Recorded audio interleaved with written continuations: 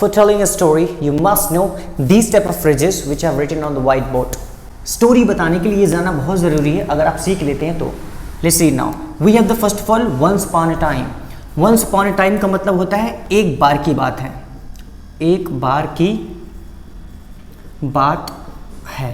For example, अगर आपको कहना है कि एक बार की बात है तो आप बोलेंगे once upon a time.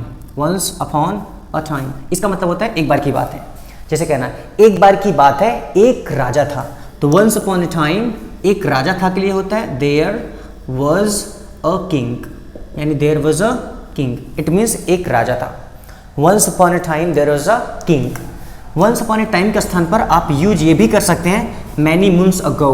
many moons ago का मतलब ये होता है बहुत समय पहले, यानी many moons ago means once upon a time, ऐसा सेंस आता है। इसके स्थान पर आप यूज ये भी कर सकते हो long ago, ये होता है long ago का मतलब होता है बहुत समय पहले। जैसे फॉर एग्जांपल अगर आपको कहना है कि बहुत समय पहले एक गांव में एक किसान रहता था, आप कैसे बोलेंगे long ago there lived ऐसे there lived a farmer in a village, इस तरीके से आप बोल सकते हैं there is lived a farmer in a village, यानी एक किसान रहता था। अगर आपको कहना है बहुत समय पहले एक जंगल में एक शेर रहता था, कैसे बोलेंगे long ago there lived a lion in a jungle, इस तरीके से आप बोल सकते हैं। तो long ago, many moons ago, once upon a time are quite similar together. Now let's talk about the next one. In the end और eventually का प्रयोग कर सकते हैं, या फिर at last का भी प्रयोग कर सकते हैं, in the last या in the end। इसका मतलब होता है कि अंत में या लास्ट में। जैसे आपको कहना है कि अंत में उसने ये कुछ काम कर लिया, तो कैसे बोलेंगे इन द एंड या इवेंचुअली या इन द लास्ट। जैसे कि अगर आपको कहना है कि अंत में वह मर गया, तो क्या बोलेंगे यहाँ पर इन द लास्ट, ऐसे in the last he died, इस तरीके से बोल सकते हैं in the last he died. Now let's talk about then and there. ये भी बहुत अच्छा फ्रेज है।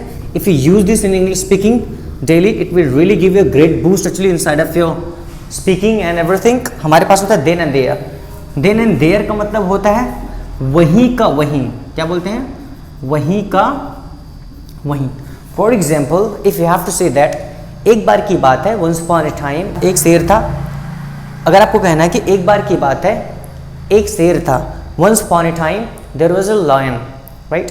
lion ने एक व्यक्ति पे अटैक किया, lion attacked a person, वो व्यक्ति क्या वहीं का वहीं मर गया, तो क्या बोलेंगे then and there person मतलब he died, ऐसे बोल सकते हैं then and there he died, या वहीं का वहीं वो गिर गया, तो आप कैसे बोलेंगे then and there he fell down, then and there he fell down, यानी वहीं का वहीं गिर गया, इस तरीके से ऐसे बोल सकते हैं। इसको बोलते हैं then and there।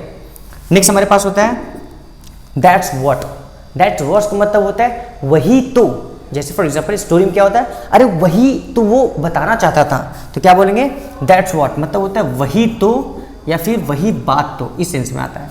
जैसे वही तो बोलना है तो दैट्स व्हाट, वह बताना चाहता था, ही वांटेड टू टेल, इसका मतलब होता है वही तो वो बताना चाहता था। इफ यू हैव टू से इन इंग्लिश वही तो वह बोलना चाहता था, that's what he wanted to speak, like this. अगर आपको कहना वही तो वह कहना चाहता था, that's what he wanted to say. अगर आपको कहना है कि वही तो वो करना चाहता था, that's what he wanted to do, इस तरीके से हम बोल सकते हैं। This is called that's what. Let's learn the next step. This is called suddenly. Suddenly को बोलते हैं अचानक से, और इसको अलग तरीके से आप बोल सकते हैं आप अनएक्सपेक्टेडली।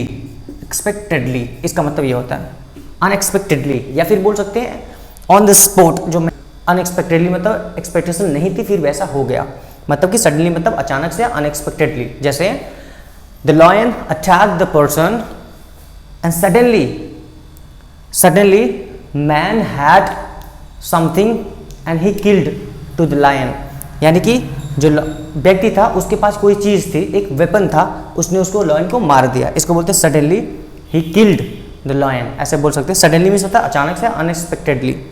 नेक्स्ट होता है on the spot. On the spot का मतलब होता है तुरंत या अचानक से, कुछ ऐसा सेंस आता है।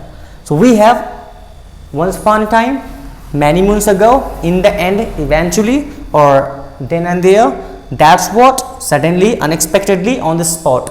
So phrase to tell a story in English. And I hope that आपको ये छोटे छोटे phrases समझ में आएंगे. Thank you very much for watching till the end. Thank you. We'll see you in the next video. Thank you.